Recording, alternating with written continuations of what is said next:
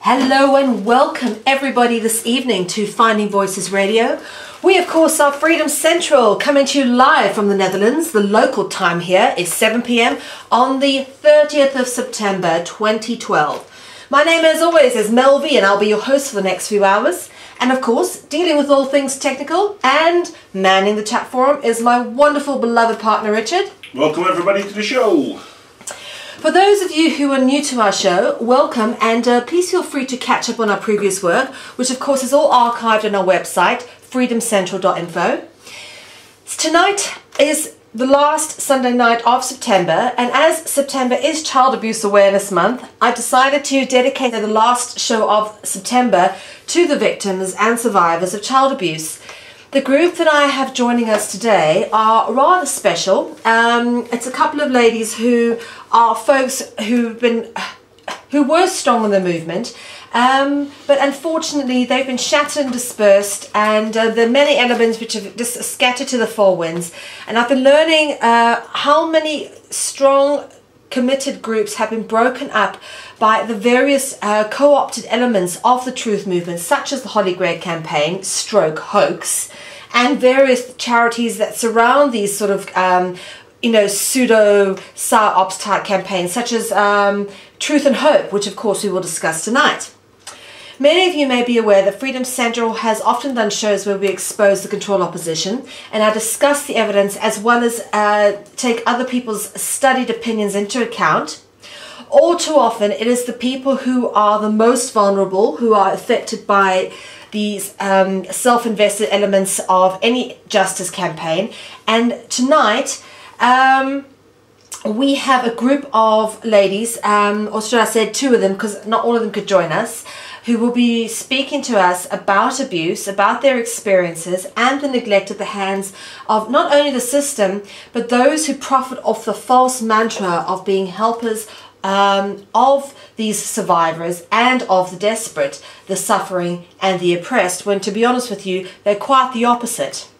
So tonight I've got Louise and Sheva joining us. Let me just pop on over to the Skype and see if they are there. Ladies, are you there?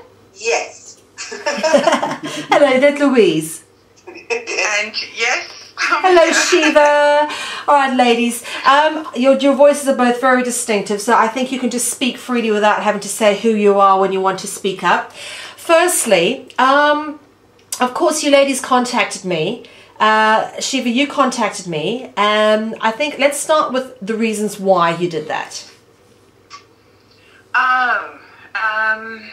Well, a few days ago, I was actually quite distressed. I think it was about Wednesday morning, and I was feeling very guilty because I was just popping onto the rally group occasionally just to check in and see how it was going, and finding that, and this will probably unravel as we talk, but I couldn't really fully get behind it, and I couldn't publicise it. Through different accounts that I have, I'm in touch with a lot of very major sites that have been working solidly for 20 and 30 years on this subject, and none of them knew even that the rally was existing. And the March part only was publicised about a week before. And again, I just sort of looked for it on sites that for the last 16 years have been promoting this thing, even while I was missing, because I began it in 93, I ran it in 94 as well, and then I dropped away. 2009 I came back to, I came online for the first time, and then I found out that the rally and march was still going on. I was really excited. Sorry, can I just say this is the rally for child abuse awareness? Yes, child abuse awareness, and I mean, the dream was that if we talked about it enough and explained enough, that not only would adult survivors get the help they needed, but that we would somehow manage to stop it, because at that time, back in the early 90s, nobody was really talking about it. I was involved at that time with groups, but it was all very secret. There was a sort of hidden network of people, and I just said, it's a bit like slavery. We're going to have to be the ones to break silence, to make this change. And that was the only thing I could think of doing at the time, was that we have to raise up our heads and show the world that there's actually nothing wrong with us. We're all kinds of people. We come from all kinds of black backgrounds, and that this terrible thing has happened to us. It's not our fault. It's not our shame to carry. We can hold our heads high and show ourselves in public, talk about it. Those that are ready to, that can, please come out with me onto the street. Let's show the enormity of this. And in fact, that very first rally was really amazing. There were around 1,500 people in the square, and I didn't say very much, but one of the things I did do was that I asked people, if you've been abused or you know somebody that has, put your hand up. And everybody in the square that day put their hand up. And then I said, well, if you know 3 or 4 people that have been abused, keep your hand up. And then I went into the hundreds, and there were still hands up. And then I said, even 1,000 or more, because I'm talking now to the helplines. And there were helplines then. And we were all inundated. Any time that there was any group around sexual abuse, we got inundated. None of us could cope with it all. So there were still hands up. And the amazing thing for me was that afterwards, the police chief that had been sort of at the head of organising the police part of helping us and supporting us, he came up and he said, and in those days I was known as Sue Melrose, he said, Sue, this is one of the most, I can't think of the word, but, he was telling me that he felt honoured to be alongside us. And he said, we didn't have to do anything because it's been so peaceful. And he said, most of my men have actually spent the afternoon in the bus because they had nothing to do. And then he said, but it wasn't only that. They were actually bawling their eyes out, most of them. They had no idea. But when you got people raising their hands, and we suddenly saw the enormity. Now, I know that some of those police went on to create things like CEOP and things that did then start to create change. Now, we know it's not all good. We know lots has gone wrong, but it started things happening. And certainly if you get involved in looking at the major sites, which you won't see represented at the rallies today, but sites like NAPAC, even Into the Light, that is a supporter of the rally now, they all started back in 93, 94 as groups that congregated, concretised and got stronger, because now survivors were dropping off that shame, talking more, joining up more. So it had a very creative ripple effect. But when I came back in 2009, one of the first things that happened was somebody handed me a piece of paper and said, that's our chance. And I said, you're joking? Who tells us what to chant? This is about us saying whatever we like today. That was the point. This is the day, and the way I promoted it back in the early days was that we're just going to have a mic there, and you can say whatever you like, and instead of being shunned, you'll be applauded. And so much healing came from that. You could feel it, and you could see it. And that was what I came back, after seeing 2009, how it had become controlled and small. I wanted to re-inject that freedom, that spontaneity, that creativity.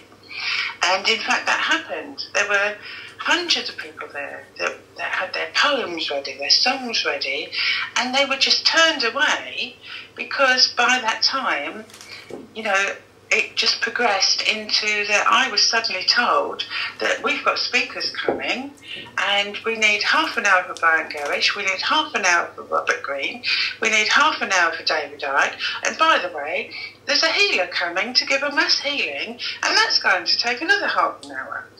And so we've got 2 hours taken up by people I didn't even know.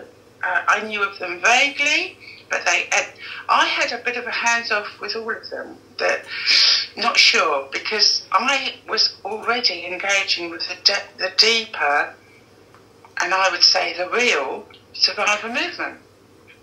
And certainly at that time, people like NAPAC had the rally, and they were promoting it. They were happy to, and they were very pleased that I was back on board, because they knew me.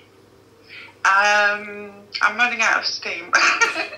It's all right. Take your time. Yeah, but that's sort of very briefly. I guess, All right. history. All right, so basically, just to sum it all up, you were an avid supporter. The movement you were creating back in '93 was very big. It was gaining momentum, and it started to cool down. And you noticed with that came a lot of big names who seemed to usurp and take over this thing that had really began to gain momentum. And to be honest with you, this is something we're seeing, and it's historical. To be honest with you, even the women's rights movement was completely, in the end, co-opted. But, you know, the thing is that all these freedom movements, all these well-intended things are eventually taken over before they actually have any impact to change anything.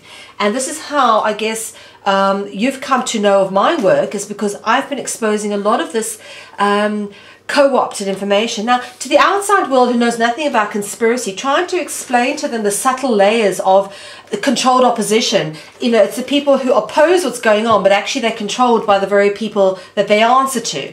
You try to explain that to someone who doesn't get anything at all, and it's a tough sell, but to be honest with you, this is what's going on. And we would be a fool to think that the control system that controls absolutely everything hasn't somehow got some way of controlling uprisings, which are very powerful.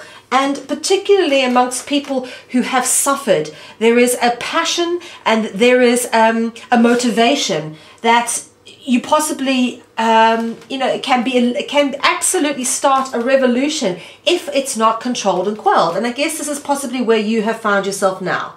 Am I not correct? It is, but it happened before.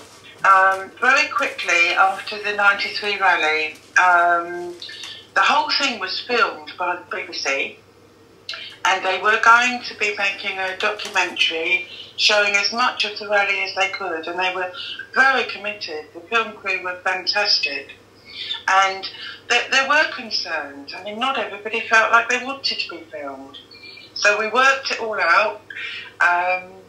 You know, sort of thinking on our feet. We were sort of telling people, well, just put your hand up if you don't want to be filmed, and the camera crew promised that they would drop the camera so that they wouldn't film those people, and we promised them that afterwards we wouldn't be just airing everybody that had spoken, we would be seeking their permission. You know, we really tried to make it safe as possible, and the crew were marvellous. Now, apparently afterwards they were told it could not be shown, and the crew threatened to walk out unless it was shown. But so indeed, there are some clips, and I do have the footage on old VHS videos, and I'm over the next week or so going to get this all pulled out and online with some help, because I'm just not very good with technicalities. I know how you feel. I'm gonna get this stuff and I'm gonna air it, because it does tell this story. That then what happened, you see, false memory syndrome suddenly became an issue. And so I was invited to go on to Kilroy and other programmes, but it all switched into being about false memory syndrome. So this came in really quickly. So for me, looking back, it's like suddenly we're shouting, we're loud, we're noisy, we're demanding change, and they've got an excuse to tell us that we're all mad, bad and crazy. You know? Yeah. And not worth listening to, because we've probably made it up, and if we didn't make it up, then the therapist has got us to think this. And I went on Sky News at one point, up against a therapist who was saying about post-memory syndrome, and she was saying there's all these therapists telling these people that they've got these memories, and I said, well, where are they? Because I know from being me trying to get help and talking to other survivors, we can't find therapists that will even talk to us. They don't know what to do with us. They're turning us away. So where are these therapists that are actually going to not only listen to us, but encourage us to have these false memories? I've never met them. And that was kind of how it was. It was very crazy back then. And later on, we do find out that there was the paedophile information exchange. And again, I've got footage, and there is footage out online, if we can pull it together, that proves that our government, both parties, had people that were up very close and personal with the paedophile information exchange. And the MPs brush it aside and say, well, nobody knew in those days how much harm it did. What? When did anybody think it was okay to abuse or rape a child and that it wouldn't do any harm? And we hear the same from the Catholic priests and Pope. You know, anybody that we've managed to gain momentum, and there are massive, huge groups with millions of supporters working on this because they've just remained strong and gathered together. They will not come to this rally now as it is now, because it's been infiltrated again and taken over. And this is where I'm not prepared to say that Hollie Greig's story is necessarily untrue. I really don't know. And but what I do know is that what the campaign has done. They managed to viralise Hollie Greig, and then they managed to attract thousands and hundreds of thousands of people the world over. And I helped them to do that, actually. I helped them in quite a big way. So did I. I helped them because I was promoting their groups alongside all of the other groups that are involved in bringing light to sexual abuse. And now, looking back, it's they going into their groups, which I did do sometimes, and I'd say something, and I'd put Cross of Change in there and tell them what we were doing, and that there were many other groups working on this, and they would shut it down each time. They did not want me talking in their group about any other case. And I know that this has happened to lots of people, that we had to focus on one case only, and that was Hollie Greig, because if that case was broken, all cases would be broken. And I did argue back then with quite a few of the central characters that I didn't think they were right. But that's what they were doing, and so, you know, I'm not the police force of the child survivor movement. But what I've seen has happened is that they've sucked up so much energy that could have been spread to raise the awareness in a much broader way for everybody, which was what I attempted in the early days. Again, going back to the 90s, the most bullying I got when I was doing the first rally was from women's groups that didn't want men there. They were telling me that all men were potential abusers and shouldn't be allowed. And I said, well, I don't think so. I think that men are being abused too, and we need to hear them. I also want my sons to hear this stuff. I want them to know what's going on. I want them protected, and I also want them to be aware of what abuse is, and so that they're functioning, healthy males when they grow up. I want my, I had lots of friends coming that wanted their partners alongside them that were men, and I wanted them to be able to have that. So I absolutely had to hold that position, and I got a lot of bullying, but at that time we didn't have the internet, so it was only on my phone, and I could control it. And my mantra became, I'm controlling it so nobody else can. And I did try to maintain that, and I did maintain it with 2010 until the final week, and as you see, it just scattered and I fell apart, and I just let them take over. I couldn't help it. Well, unfortunately, what they do, that's making sense. Yeah, they do have this strategy of wearing people down, and it's becoming something a pattern I'm recognizing over and over again on various forums, which is one of the reasons why I don't contribute to any of these groups anymore. I learned this. I haven't contributed to any other groups in a major way, apart from the ones that I know are very well controlled by nice individuals. Okay, Sheva, just a moment. Let's go over to Louise. Hi, Louise. You're still with us? Yes, I'm here. All right, Louise. Okay, you've obviously now part of this regrouped effort of victims and survivors of child abuse.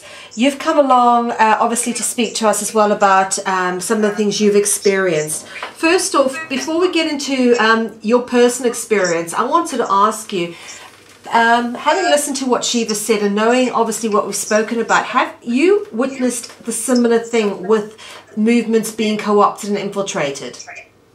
Yes, but I'd say that yes, that's how the matrix in a sense works, that every aspect is controlled and manipulated, and so it's no surprise that child abuse is another area. I wasn't aware of all what Sheva just said of the history or herstory, whichever way, of what went before, because I was never part of the child abuse movement or anti-abuse movement. I worked in the drugs field, and then I came across the child abuse, but I came in right at the depth of it, because I came across a child that I had to help fight with the mother to revoke care orders on. And she was being abused in care and being programmed in care, and they had the care order, and until it was revoked, and not much of that truth came out, other than I found a lot of resistance from the care profession, and all parts of every aspect of society that I went to for help were obstructed, which I wasn't used to. Now, when you're looking at what Sheva's just said, that case that I fought for the child was from 99 till 2000, but then through saving that child, I had to actually educate the child and so forth. And it wasn't until 2009, which is what she was talking of, that I came to a place where I was deprogramming a child from mind control and also helping the mother. And then we found children that she'd had, which she wasn't aware she'd had. And so I was going, then we had to come away from every part of the establishment to survive, because we were being gang stalked and so forth from every angle. Occult practices were obviously going on. And so we didn't have no part of society really, but then what happened is I came in through the mind control aspect. And so I went to the first conference that we had in Britain on mind control, run by the Bowlby Centre, which is part of the Tavistock, which is part of the Controllers of the World Business. So, but it was the first conference, so I went to it, and it was run by them, and so I think it's called DID, I don't know what it is, it's Health Service, also run it with them. And that's run by Valerie Simpson, who's quite well known in that aspect.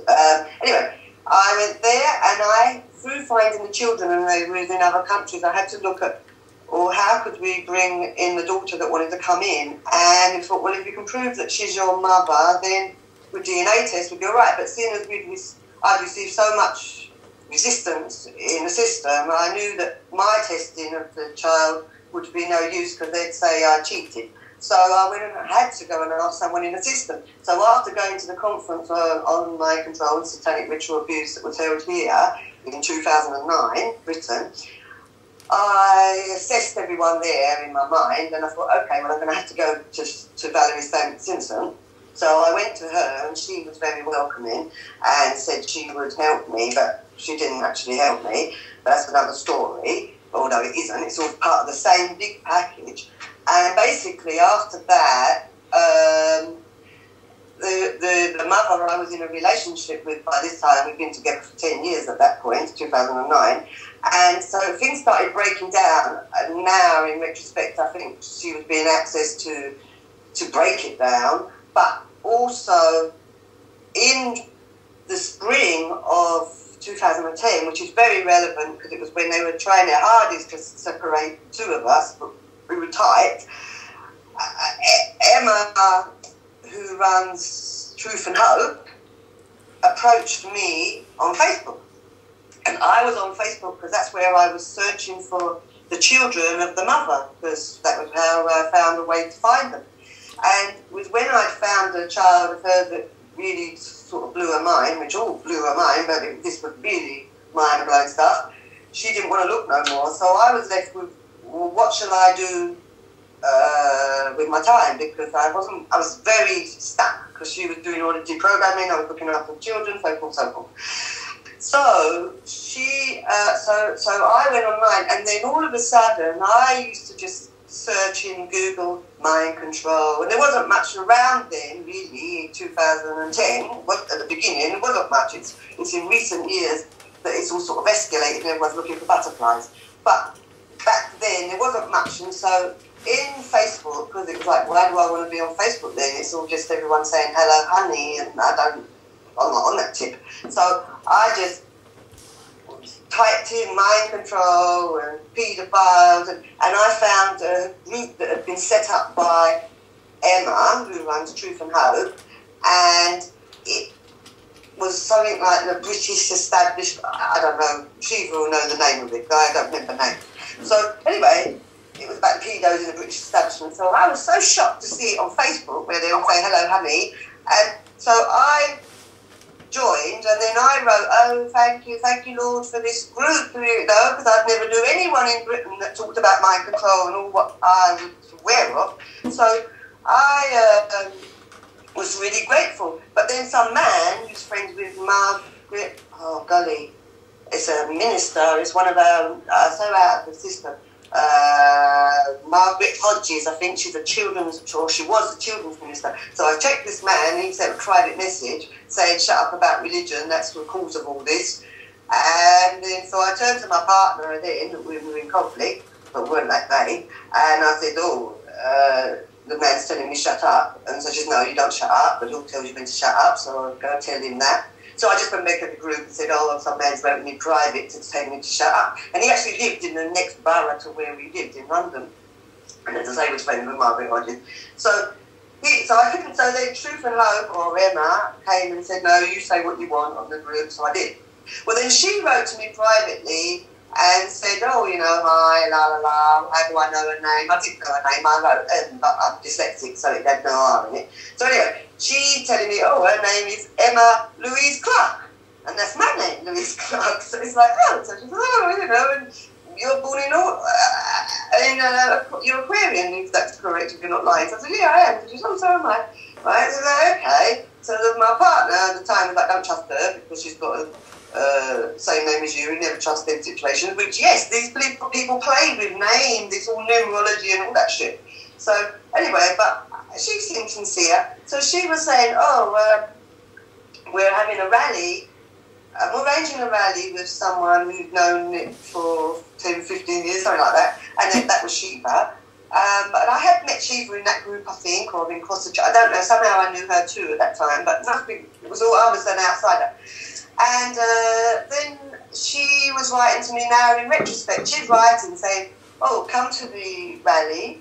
And I said, no, I can't come to the rally. I'm protecting the children because I saved the child from them. I don't think I can go and stand there. I had written about it online, but under a different name. But I didn't feel I could go and stand in Trafalgar Square when I'm trying to protect the children, and it took 2.5 years to fight, and they were hounding us. So she says, oh, no, you can disguise yourself. I thought, but they're not going to be, they're going to know that's me. So, anyways, I said, no, I can't come. And then that year, a few weeks later, they managed to separate me from the mother and blew my world apart. But in that process, then she didn't contact me no more, which I didn't think nothing of, but I was just, travelling all over the place to try and put my brain back together of what had just happened.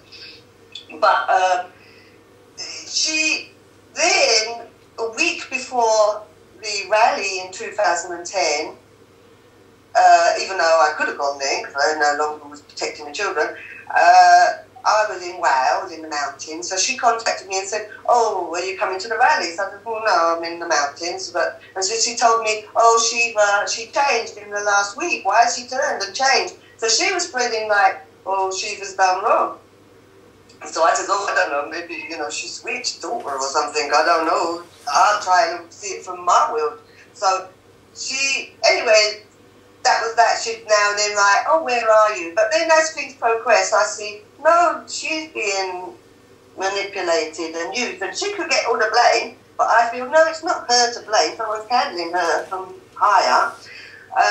So, yeah, that I can see now that Sheva's history links onto my history, but I didn't know this till I've just heard it just now. So that's quite interesting that it links on. And then I went there in 2011 to the rally, and I spoke out, but the footage, no one filmed it, apparently. Well, then she did, and when the next day came, she put up Ryan Garish, and so, which is fine, or that ain't, well, whatever. So she put it in, so I said, oh, you're going to put up the footage of me? Because I risked myself to stand there and say exactly how he say the bits that he won't say, and I said it very clearly. So I felt, well, if I'm risking it, you should, So she said, oh, it's a volunteer that does it, so, it'll take time. So I said, okay. So a few months passed, and I wrote to her and said, where's the footage? She said, oh, it's a volunteer, it takes time. And then a few more months went, and she wrote to me and said, oh, my Apple Mac's gone wrong, and but when it's right, the footage is in there, I'm going to edit it. So I said, oh, yeah, that'd be nice. But I'd lost hope by then. And then around June, which was a year later, I wrote to her and said, what happened to the footage? And then I didn't hear from her, so I phoned her and said, what happened to it? She said, oh, it got contaminated. So that was all right. So that's so it was like, well, why am I going this year to pretend that the cause is fighting against the parts that I have to fight against? And at the end of the day, I'm very much aware of satanic ritual abuse going on and government mind control going on. And if I don't speak out, then it's not being spoken about. And people, they can do it. Like I've said on a video I made a couple of days ago, because I, like Sheva, was like, oh, I want to go to the rally, I want to show that I support, but it's not going to work. So I thought I'll make my own video. So that's why I made a video and said exactly what was going on. So yes, you could say, oh, well, like they probably do to her. Well, if we let if we talk about them things, we won't be able to be a charity because the government won't fund that. So we have to, but at least if we do it this way, we'll be helping so many children that are being abused. I can see the way they're twisted. So it's like, but yes, I don't know if I've answered your question. Yeah, absolutely. So basically, you both are people who have been in situations where you've experienced it directly or indirectly, abuse, which comes in many forms. And basically, the people who are now heading up the various awareness campaigns around abuse, you don't reckon they're actually in it for the right reasons, or they're perhaps doing the actual movement a disservice? I think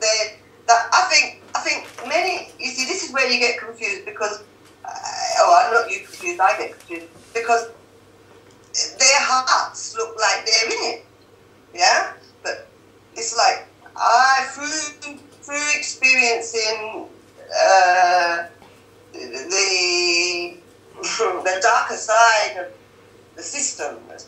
social services come in and behaving very unusual.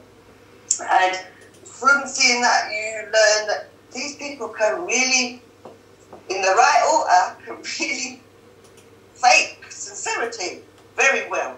So it's like, so from that experience, then I look at them and I think, you do feel sincere, but I know that you can fake sincere. So firstly, they do feel sincere, but when I see the conduct, it's like, no, that's not sincere. That I can see the agenda, because yes, I am familiar with the agendas, because even though I'm from the drugs field, every field is run the same, with the same way of manipulation. So when I first came into the situation in 2010, because I was bored and looking and found the group, and then I found the Hollie Greig site, and then it was like, wow, someone's got through. Look, we can't get nowhere. We can't even get justice.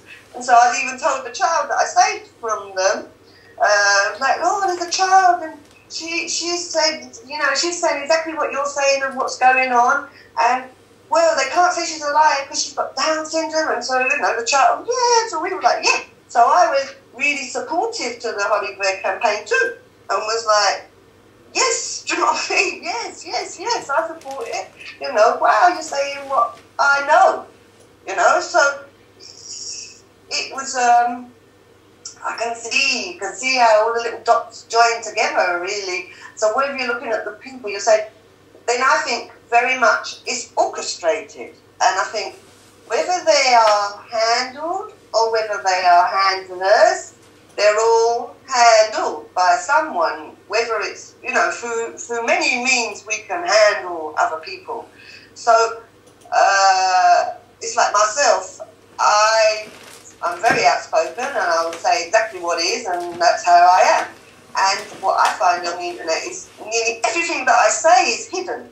And you could Google it till you blue in the face, you wouldn't find it, because it's hidden. And then there's certain things that I say, like I exposed, and I uploaded the letters that I wrote to Tony Blair in I5 and David Blunkett, and I uploaded their responses. And they're not hidden. And I do see it and think, why haven't you hidden them? What is it that you want? Because it's manipulation, you see what I mean, even from afar. So everything is manipulated. They allow Hollie Greig to come through, and I could see that it was orchestrated. I could see that it's like, this don't all tally. It don't tally. There's something not right. And when I went, there was some campaign. I don't know. I don't stick into all of this much. I write my own truth. But there was some campaign where it was Bill Maloney and Robert Greene and I can't think of his name. Another guy who ran the site where he said where all the pedophiles are, and they was on some list voting for who's the top something. I can't remember. Sheva or now maybe. And anyway, they got slung off the list, I think. And it was to do with Esther Ransom, who's just she does things here. Anyway, so they got stuck to this, so they made a video documenting Bill Maloney, and so I went to that, and we, I can't even remember what it was all about, but anyway, I went to that and I spoke on that, and then that video he took it private, so that wasn't no longer available. But what's my point? I've lost my point. Yes, they was very much pushing Hollie Greig, and then Robert Greene was saying, I met him, and he was like, they really asked him on the camera, something, and he was going, oh yeah, well now we are speaking, everyone, this will encourage others to come forward because they know that we'll look out for, and I'm thinking, what are you talking about? And there's even photos of me taken by Ian someone, I don't know his name. Ian McFerrin. With me standing there looking at Robert Greene, and people who know me are like, why are you looking at him like, what? But it was like, what are you talking about? You're going to protect, well, who's protecting? No one's protecting me, right? So it was like, what is this twaddle? But they never used that footage. Yeah, but it's like, didn't tally, didn't add up. Yes, it doesn't tally. So it's orchestrated. So you have to look at, well, what is it orchestrated to achieve? Do you know what I mean? And I feel with the powers that be, if they can't stop people talking. So what they do is steer them in a direction that suits them best. And so you can see that with this, they've steered it down. They've steered Hollie Greig's case down a road, and then they've shattered that by putting them all against each other, all the people that started the campaign. And then with the child abuse rally, they've took it from Sheva and steered it down the road to charity, and then you can't go to charities for help because they're run by government. So Yeah. you can't do. So yes, you can see that the people in place are controlled in that place, and some may be fully aware of what they're doing, and some may not be aware of what they're being used to do.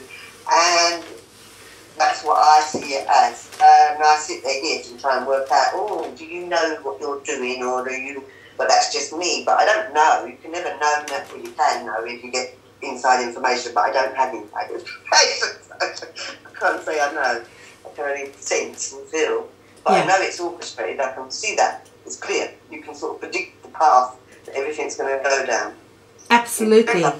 I think it's most obvious is we can all now see the patterns, but the other thing which I think is really, really obvious is just how desperate, and it's becoming more and more obvious, how desperate they are to cover up this sort of underlying disease in society, which seems to be paedophilia, and which seems to be infecting normal people. And I mean, just to think of, I can't think of anything worse than preying on my own child sexually, and I just don't understand how people can have that normal inclination unless they're infected by it from somewhere, be it they were abused by a priest or a parent or somebody. And now that's got to precipitate from somewhere, because that surely can't be something that's naturally or inherently in us to behave in that disgusting manner. What do you think, Sheva? Well, I agree completely, because I couldn't find it in me.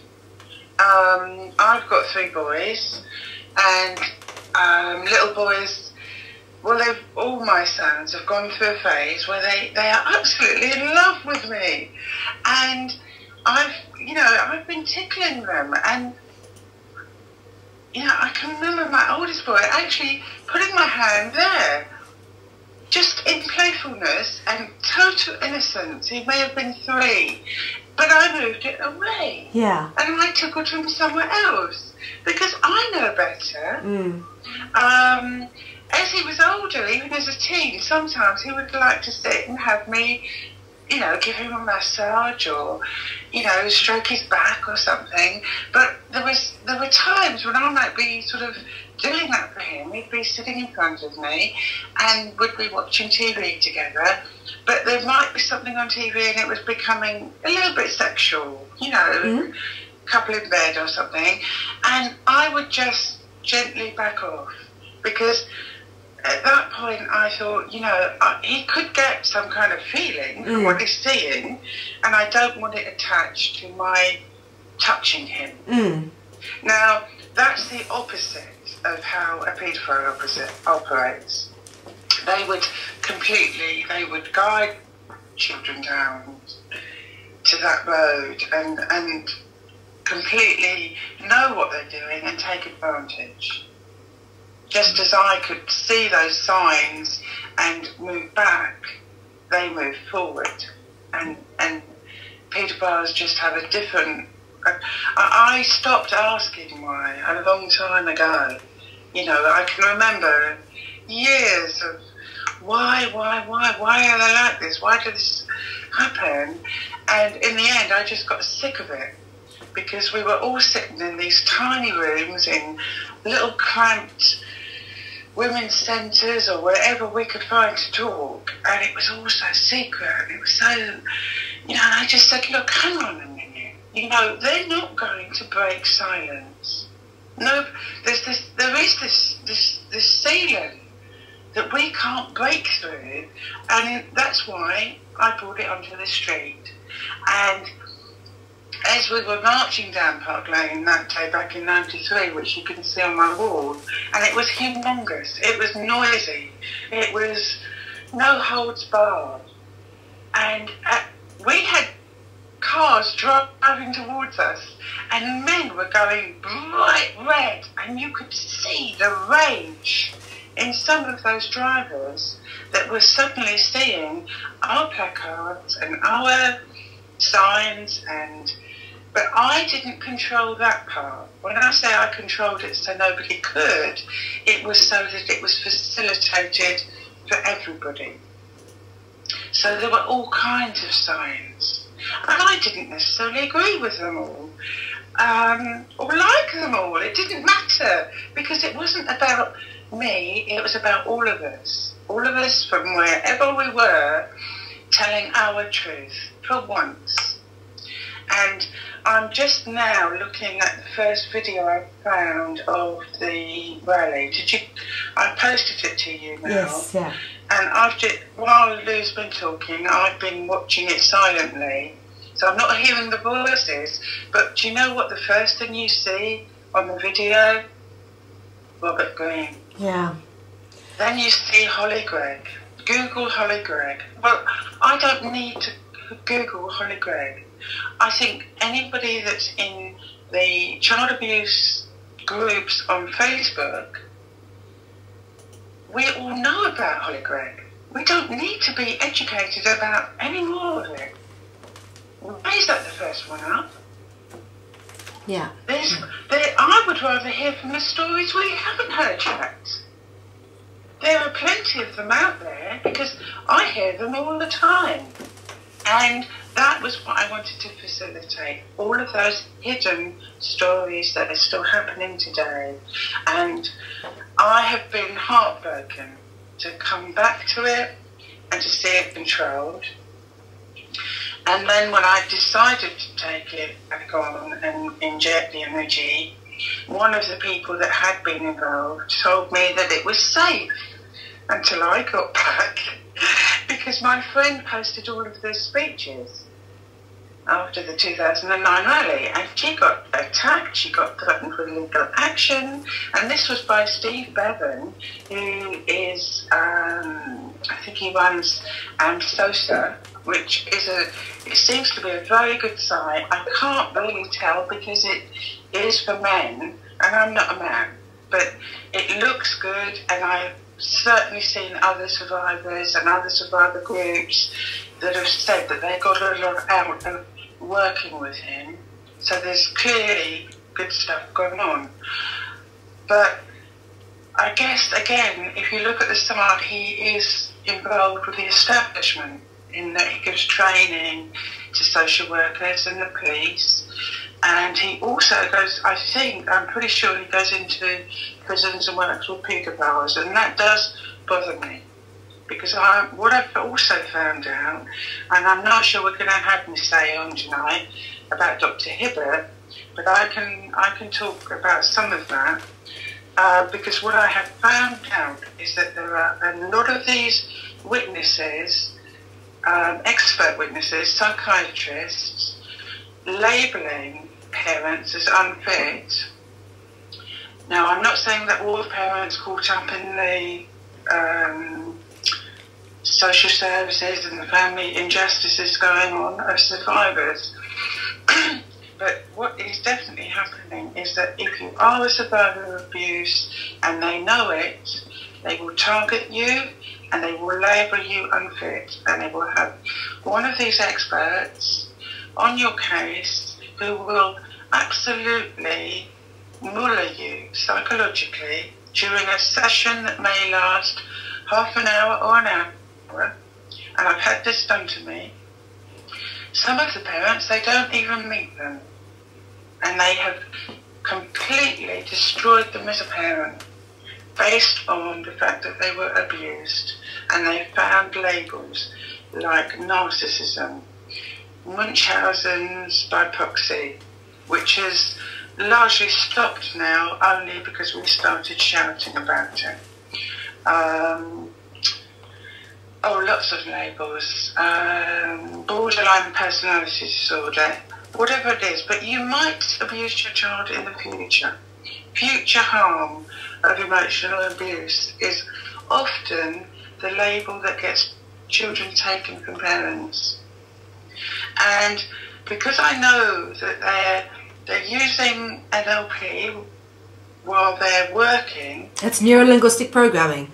Absolutely, Yeah. yes. Now, I missed this one by a long shot because in my therapy, my therapist helped me with NLP, and it did help me.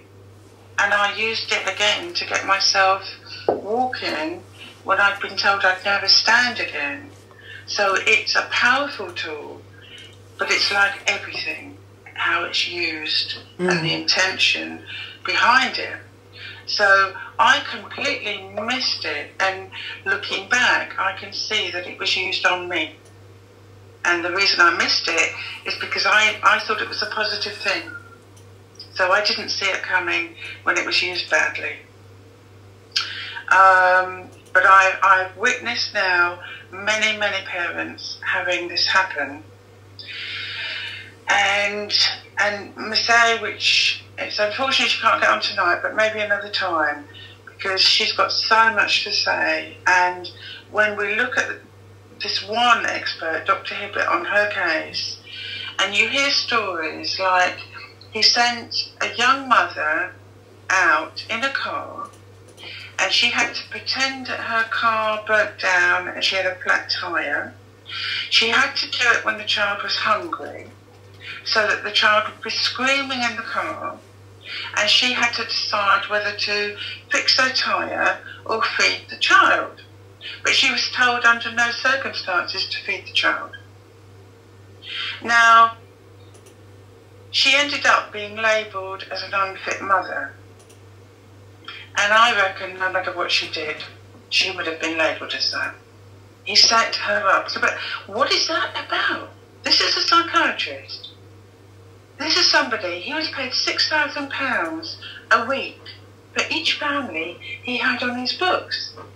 He was on top of that paid £250 for every report he wrote. Now, surely that money, given the information that we were giving out in the early 90s about what it feels like to have been abused, the effect it has on us, how it affects our lives, how it's damaged our relationships, surely by now, a psychiatrist being paid £6,000 to look after a family, what couldn't they do to help that family, given what we know? And I know the power of NLP, for instance, when it's put to the right use.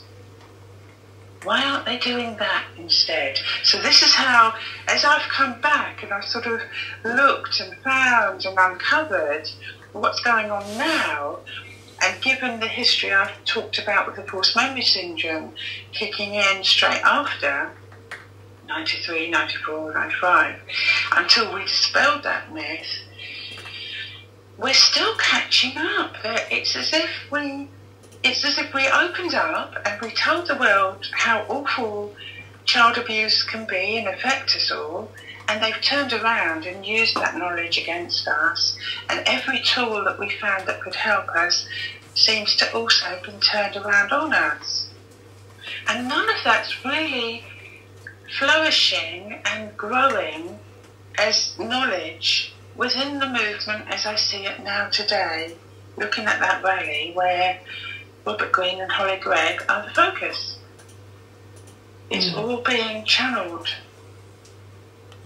that way, and there's a huge picture here that's ignored, which only those that have been there, there's many of us, there are many sites, as I say, that are very solid, hundreds of thousands of members that don't even know that rally happened yesterday. And that upsets me, and that's why Wednesday I was starting to get very upset, feeling very guilty, because I could have promoted it amongst that network, but I'm feeling that I can't because of what I know is going on, and then I'm conflicted. And that's why I got hold of you on Wednesday email. Well done, Sheva. I recognise what you say, because this pattern that you're talking about appears in so many aspects of various bits of research that I'm involved with, and also various cases that I've gotten involved with, wishing to support and actually realising that perhaps there's more to it than meets the eye. But on that note, we're just going to go to break. When we come back, I'll obviously be going to Louise. I want to talk a little bit more about mind control. You mentioned some of the deprogramming you were involved with. And because it does seem that child abuse and mind control are inevitably going hand in hand. They just can't be separated.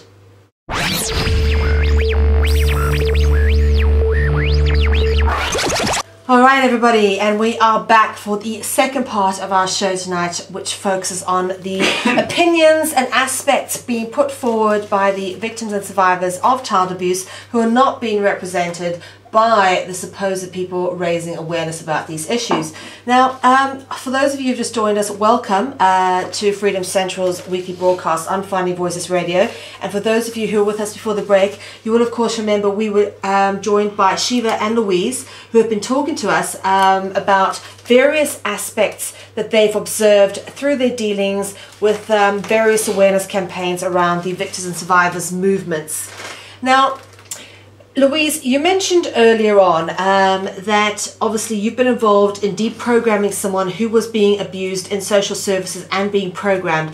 And let's talk a little bit about this. Is there a great amount of programming being done by people in social services of people, or are they like foster families who take these abused kids and who are trained to program these kids? What is your opinion? Well, I only know the case that I came across and my experiences around that and what I saw around it. So in that, they used a foster carer, but the foster carer was part of the programming of the child, but also other people in the community were part of her programming. And then, but when it came to dealing with social services, say, who were her, like she was their care order, then they weren't. They were still. They must have been fully aware that she was being used for that, because their conduct was totally not what it was normally as social workers. So they were very obstructive. Like, I mean, I've worked in the drugs field for about 7 years, and I was very high profile in the fact that if I went into a social services meeting for a child to be returned to her mother, say, they would listen to me always. And yet in this case, it was like they didn't want to come nowhere near me. They didn't want to see. And when I did get to see them, the conduct of the workers was very not nasty and obstructive and rude and completely different setup, and an arrogance of that they could be so arrogant and rude and so forth. I mean, I went into it's a sinister side of social. It's not. They are social work. Well, some of them may not even be back. I went to a case conference. They wouldn't have a case conference. When I asked for the mother, when did you last see the child? She was meant to be in foster care.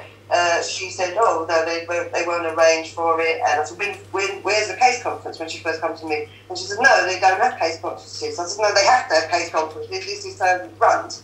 So then after obstruction, I got to see the social worker, and I said, right, case conference. She, when's the case conference? And they were obstructive with that. And then I went to the chair of social services I previously worked for in play schemes. And so I went to him, and I said, they're not doing it properly. So he said, oh, leave it with me, I'll go and do it with it. But then he avoided me like the plague afterwards. But before that, after he went and dealt with it, all of a sudden they sent all the forms to the mother, all the proper forms for what would you like out of this case conference, and dooby-dooby-doo.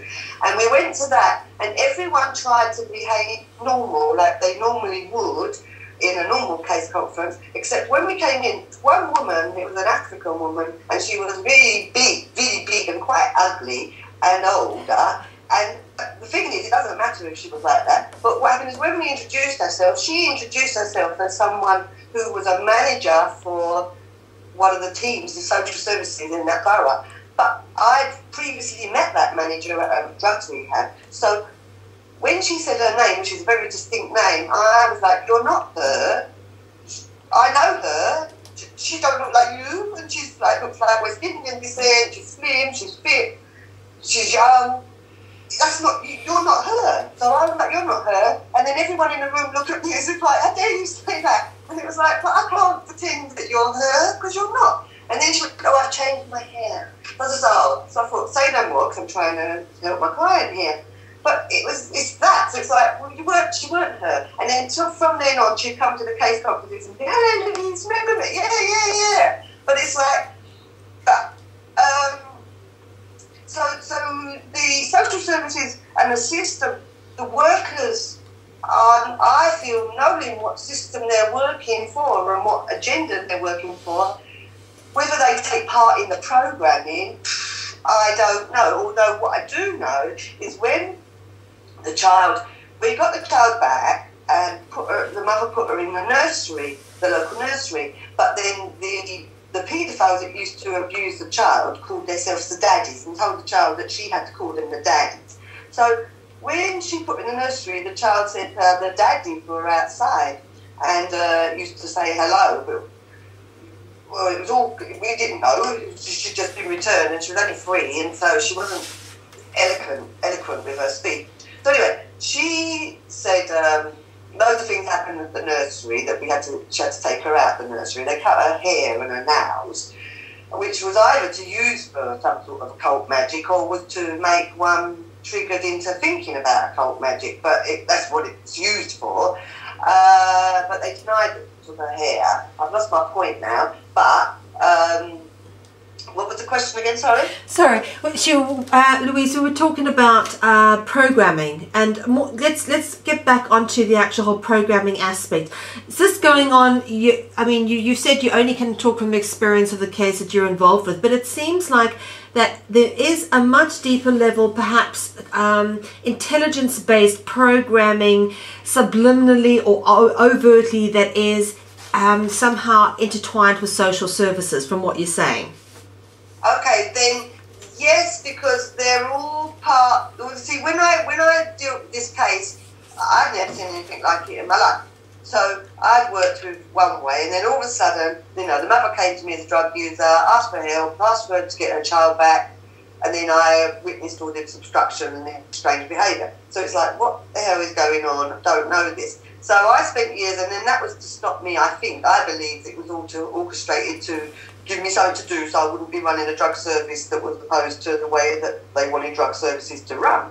So this was part of Shut Me Up campaign, in a sense. So they kept me out of the picture for 10 years.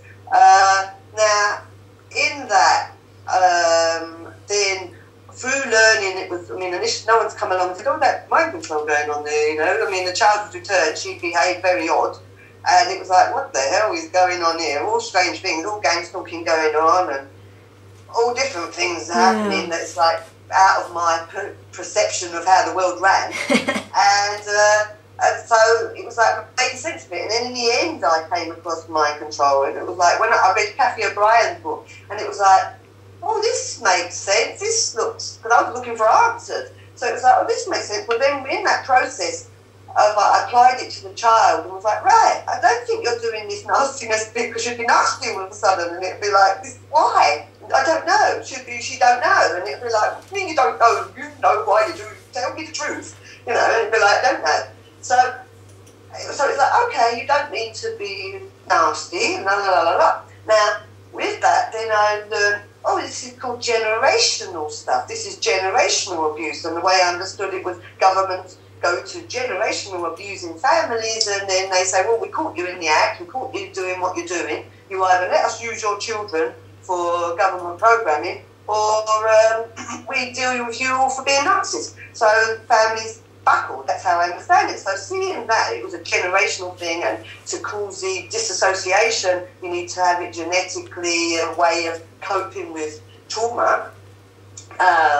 So therefore, it's like, well, if you are programmed and you've got alters, then so must your mother. So then we looked at her mum, who was my partner by then, and was like, you've got to be programmed. So then we, with the sort of starting off with Kathy O'Brien's book, it was like, okay, you've got to write it out. And so we started trying to learn how to get into the program, and we managed to get in. And so once she got in, then the mother realised, oh yes, I've been used for an assassin for CIA and bloody drugs. It's like, damn. And it got more and more extreme, but it was all real. It all added up, and I knew the mother well enough to know, no, she hasn't lost her marbles. Do you know what I mean? It all tallied. And then, yeah, I found the children, and that was when things went a bit pear-shaped. But so sorry, this lady, obviously, sorry, Louise, can you just clarify? This lady, your former partner, had a child who had been mind-controlled and programmed by the system, and herself had been mind-controlled and programmed, and you actually managed to deprogram her. Well, not totally like everything. Yes, we started the process of deprogramming the child and deprogramming the mother, and it achieved so far. But you can't be. I mean, you get these people on the internet. They make me laugh, and they're like, they say, "Oh yes, I was programmed, and now I'm fully." And it's like, you couldn't deprogram that fast. How can you? Do you know what I mean? It's extreme. It's like they do extreme tortures that you've got to face. And it's like you can only face so much. Do you know what I mean? A time, and you've got to recover from that. You're not meant to be able to face it at all. And it's like they do tons, so you can't deprogram in a couple of years. So it's like, yes, I spent from 2006, I think it was when I realised, oh right, there's mind control, and yes, the child wouldn't be programmed to begin with. She didn't like writing, so it's like, you know, the way I've learned through Kathy O'Brien is you need to write it down. Like, well, she won't write nothing down. Kathy was like, well, you know, wait till she's in puberty, she might then. Do you know what I mean? But in the end, it was like she gradually was willing to. The mother obviously was like, of course I'll write it down if that's what I need to do to get free. But it was like, there's tons, there's years and years and years and years of it. It's like, it doesn't, you can't just go, right, I'll try and remember now, and I remember. It doesn't work like that, you know. Louise, so did this woman actually have children that she doesn't remember having because of her programming? Yes. And you found these kids? Yes. She had the children in different alters, yeah? And then it was through deprogramming that she remembered seeing, well, I think it was, she remembered seeing this child. She remembered being taken by this woman that says she's her mother, but she questions, is she her mother?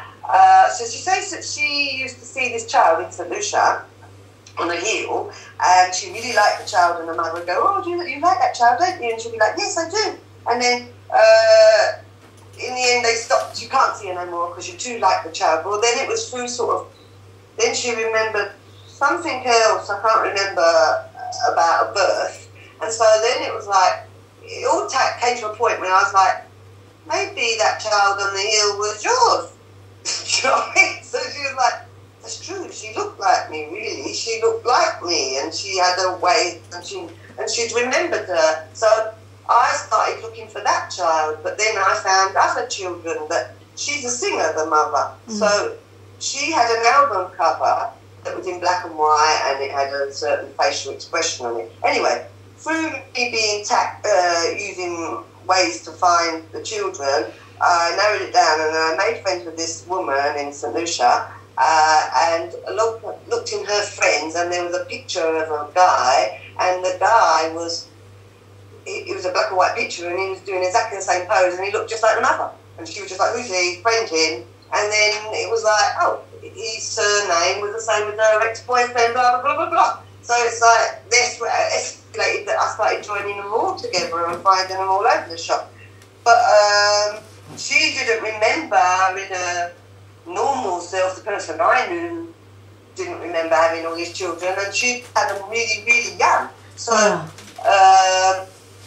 she didn't, but it was like when she remembered the births in the end, then the births would be in a different order. Sometimes, like when they make mind control slaves, then they make different alters, and so some of the children that she gave birth to were in child alters, so they get the child alter to give birth. So it's really traumatic for the child alter to cope with having, and then it's not like they give birth and it's all nice and there you go, let's wipe the sweat from your brow. It's horrific the way they deliver the child. And so yes, so she remembered that. Then it was like she remembered pregnancies, and so it was like joining all the little pieces together, and it worked out that she had a child nearly every year. Sure. Do you know what I mean? From about age 10. That is awful. Like, and then I wasn't aware of other people, but since then I've learned, yeah, this is quite common amongst children from satanic ritual abuse families is to have children as young as they can. Some don't actually give birth, they have to kill them before they live, or like they could have them early, or there's all different stuff goes on, but it's common, but it's not really spoken about. And I know when I started saying online about it, then that's when lots of people from SRA come to me and went, wow, that's what I thought. I remember giving birth when I was really young, but I thought, no, that can't be true. It must be impossible, but you're saying that it is true. Do you know what I mean? So it's like, yes, this is common. And so she was producing them children, really. Do you know what I mean? So, but this child, she was aware, the one that the social services had, she was aware she had her, but she had asked for them to care for the child because she was a crack user and wanted to sort her life out. So she was like, look after the child, because she was in a violent relationship with the partner and father, and wanted to get her own space from him. So she went homeless, so forth, to get the child back. But really, they were intent on taking that child anyway, and that became clear also.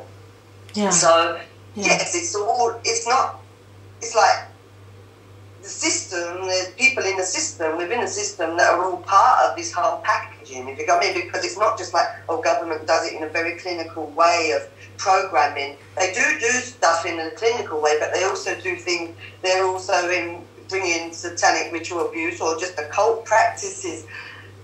It all interlinks because they're all from them sort of, it's all like they're from them sort of families. I think the social workers who do take part in all this nasty side of things are switching orders themselves. I think that because I've met social workers who I've known, I've worked with other clients of mine, and I've been like, oh, she's a really good social worker, yeah, she, and I see them pull their socks out and think of that and do the work properly. And then they'll come along when I'm dealing with this mother's case, and I'll be like, oh, good, we've got you as a social worker, but then they'd be a different character, and they'd have a different name, and then I'd point out, excuse me, but you call yourself so-and-so. Oh, yes, I changed my name. So it's like, I think they're MCs themselves. Wow. Do you know what I mean?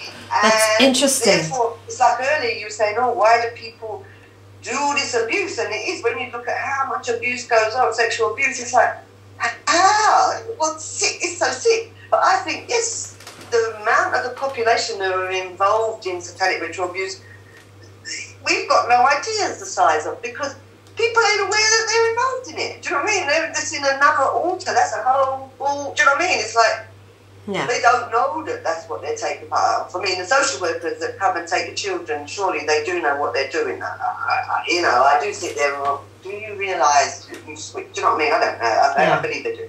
So, but I suppose it's so hard to believe, that they know what they're doing, because it's like, how can you be so sick? So you think, no, I want to let them off the hook.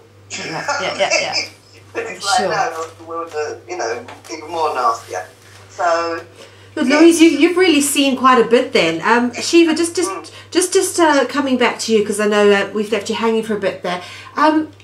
You've obviously a survivor yourself of some form of abuse. Now, you've come down this road and you've come to realise a few things. Give us your perspective. You've obviously heard what Louise has had to say about these matters. What do you think is really going on? Oh, well, again, I can really only talk from my experience. And before I got onto being on Facebook and joining back in with the movement, I had a friend who was working as a Mackenzie friend, helping families caught up with social services. And I was just hearing stories from her about how these parents were being spoken to, how they were reacting, the things they were struggling with. And I said, these parents, were they abused? Because for me it was ringing bells because of my background. No, she said, no, I'm sure they would have told me. And I said, well, look, I tell you what, just tell them who's looking after your kids while you're helping them in court and being their Mackenzie friend, etc. Tell them that your mate that's got your kids right now used to run these rallies about child sexual abuse and see what happens. And every single one of them opened up to her then and said, actually, that happened to me. Now, then I got online, and at that point, baby Peter, you know, had just recently been killed, and it was exploding. And again, we had these massive groups. There were hundreds of thousands of people watching baby Peter and demanding that social workers got more powers. And so I was going into those groups and saying, hang on a minute, they had the power, they had the knowledge, they knew he was suffering, they witnessed it, how he went through so many different stages and was seen so many times. They knew, and they did have the power to stop it. They don't need more power. But what is happening, what I'm seeing, there's a consistency of them ignoring and allowing these tragedies whilst picking up on families that actually are maybe in some kind of crisis.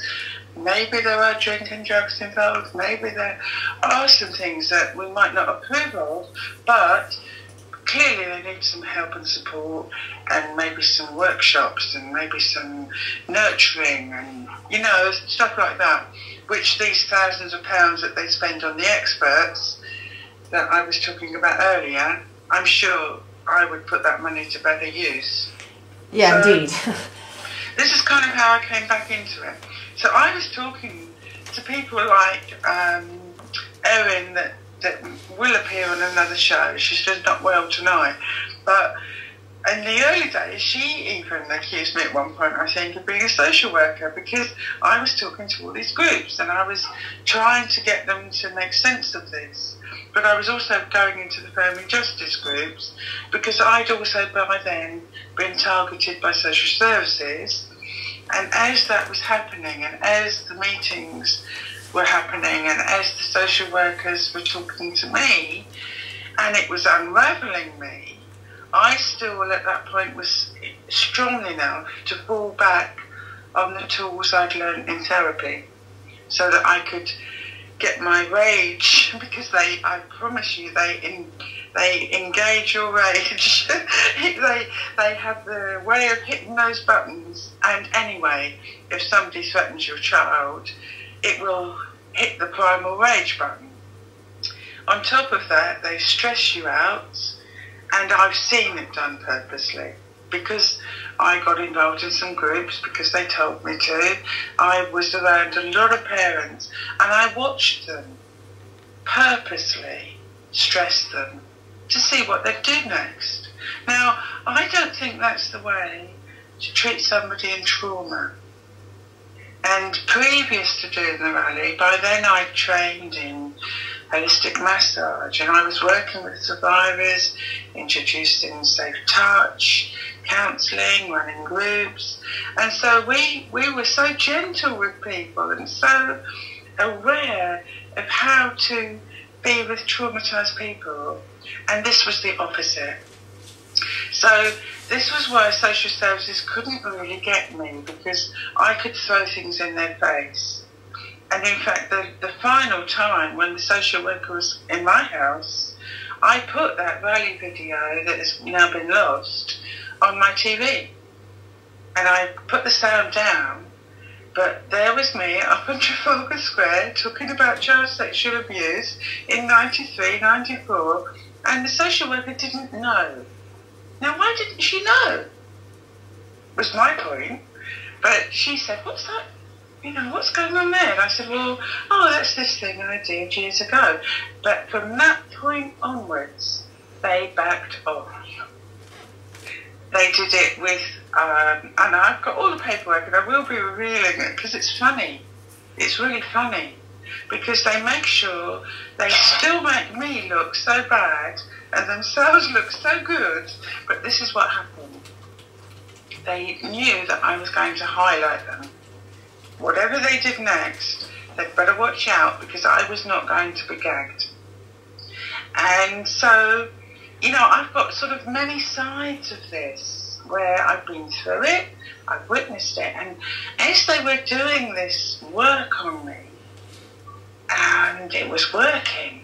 I'd be coming home enraged, but as I say, I had the tools that I could release it, pull myself back together, meditate, get calm, you know, get in touch with what was going to be the best. But I just thought, goodness, do they know what they're doing?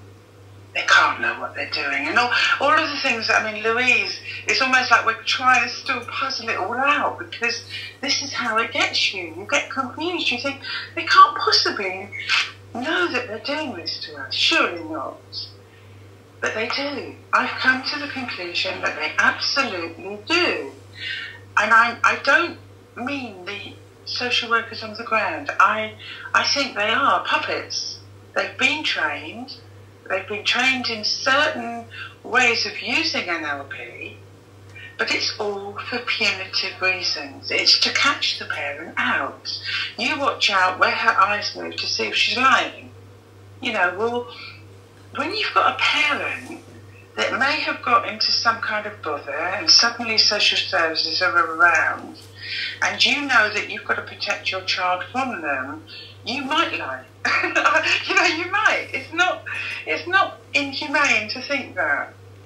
So, but they're coming in with this punitive thing. And I often used to say in the groups, you get more information when your car is taken, because they've suddenly got your child and you know nothing. You know, you don't know where to go. Nowadays, it's quite recent, they have started to give people lists of solicitors, but all of the solicitors that they give you work for them as well. They work both sides. You know, a family court solicitor one day will be in court for the local authority and the next day will be in court for a parent. That, for me, is conflict of interest. And obviously, who's paying the most money and who's the most solid source of money? It's the local authority, because parents will come and go, legal aid will come and go. It's not a sure footing for a business, but that part of their business is sure.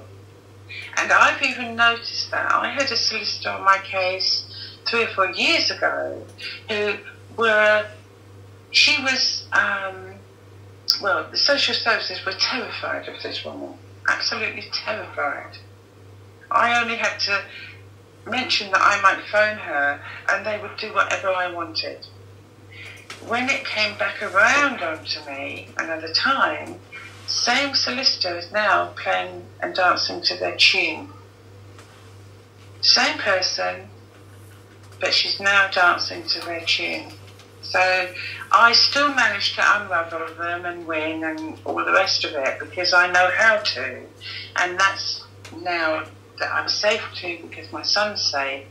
I need to teach people that you can unravel these people, and we have to know what they're doing. But yes, they're using these powerful tools, and I don't think some of them know what they're doing. It's like putting a kid on the motorway with a radio-controlled car. They don't know what they're doing, but they're using it anyway, and it's having the effect of undoing parents. The other thing I've witnessed is their vindictiveness, and the amount of effort and money they will put into chasing a parent down that has won, should win, has got their child back, or escaped, or even protected their child. I know of a woman who escaped to Canada because their father was a paedophile, and it's very clear, and there's lots of evidence here, and there are other people that can bring that possibly to you.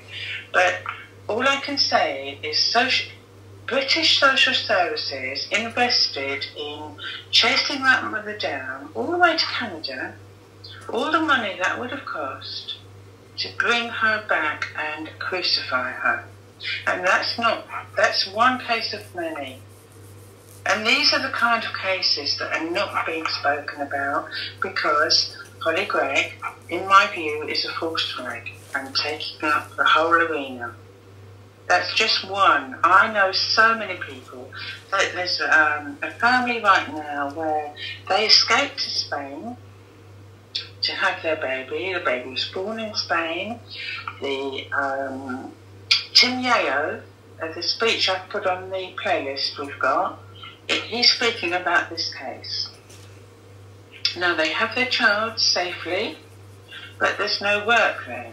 Those parents now are refugees because it's been made clear to them that even though they went through 8 months of passing Spain's tests and allowed to have their child, the minute they step foot back in this country, they will take the child. It's up for adoption immediately, and they will be gagged and nobody will hear about it if the British justice system as it is has its way. So that, you know, the mother's ill, the father's working and trying to keep hold and take care of his family, but they're refugees. They can't come back and be, you know, at funerals. There have been deaths in their family and they can't engage properly. That's wrong. We're not hearing about this because these other cases that have been overtaken into this was one case, this massive Hollie Greig thing.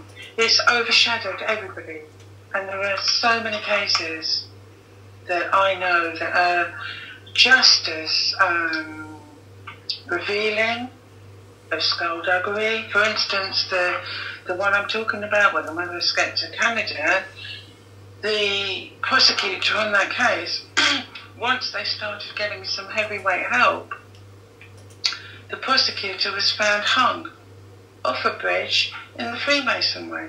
Have you ever heard of it? No, tell us about this. Yeah, well, why not? Why not? Because I've been shut up by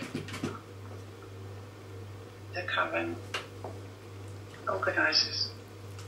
There's so many people, you know, I'm having to sort of hedge a bit and be careful because some of these people are still in danger and I can't reveal all, but there are heavyweights that can back me up that may be able to, I don't know, but these are the kind of people I can put into this now and bring into talking to you, and if we do this right now and you know, leave out the rubbish and leave out the ones. It's almost like the tubes have got blocked up of that freedom flow that I tried to create originally, came back to try and recreate. It's all got blocked up again, and news is not flowing of all of these cases, and it all needs airing. And there's so much of it, and that's what's horrifying. But if we can engage people to look at the big picture, and you see the patterns, and they're global, you have to know that yes, there is this structure at the top. There's got to be decisions being made that is manipulating and organising this, but I'm not sure everybody on the ground knows that they're being manipulated. Yeah. Does that make sense? You know, I'm not. Yeah, well, a lot of mind control is covert. I mean, we program so much through television and music that I'm sure people can flip into altars without even knowing that it's going on. Mm. Yeah. Yeah. I hope I'm making sense because we're kind of going all over the place. But No, it's good. It's good information. This is where we are. We're puzzling around. Well, how is this happening that we're still not managing to really get the whole picture out there after all this time? And so we're all kind of puzzling it out now. And I know that Louise has got different threads to this than I have because she's got different experiences, and that's all helpful to me. Yeah, yeah. But I've just witnessed so many parents saying the same things, that there's this manipulation going on. And I was in a group once, and there were 2 parents there, 2 mothers. one of them desperately was begging them to give her respite. Please, just take my kids away for a couple of weeks. I need a break. And she was begging them. No. On the other hand, they were insisting that the mother across the other side of the room did let them take her kids for a few weeks. She didn't want them to. She begged them not to. Yes, we are going to take your kids for respite because you need it, in our opinion. And you over there don't. That's what we say. That's what we think. We don't care what you think. And this is the whole thing with the parents when you're up against the social services, is that you suddenly are nothing. You're not listened to. Your rights are taken away. And one of the things that people don't realise is that the lowest level that they can write on a report to get you onto a register is emotional abuse. There's nothing less that they can say to get you onto this register. And a lot of the time they're convincing parents that you need to be on this register because when you're on the register we can get funding and get you help. And a lot of parents then say, oh okay, I'll let you call me an emotional abuser and then I'll get some help. And they don't get the help, they get abused and programmed and sabotaged and manipulated, and by now they don't know what they're doing, and suddenly they realise they might need a solicitor, and by then it's often too late. They're too far down the road, and they're often swept down it.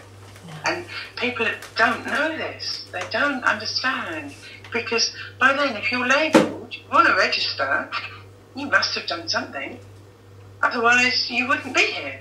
So you get the stigma, you get the shame, you get the, you know, and particularly for survivors of abuse, all of those labels and techniques are going to really start to unravel somebody. Yeah. All right, ladies, we're coming towards the last sort of 20 minutes of the show. I think we've covered a lot of ground there. I wanted to ask Louise if there's anything else that you wanted to add. I can't actually think of anything off the top of my head. I think we've covered it. I did notice, and I haven't said, but yeah, I agree with Sheva on, she's saying how the things that we use to raise awareness are then used against us in our campaign. So you show there's a need and then they fix it by setting a law in place to trap you even more. Yeah. So yes, I'm familiar with that pattern too. And how anything that we're doing creative is used against us. And so it's like a sort of paradox we're stuck in. You know, do you let them find the ways, but you have to find the ways.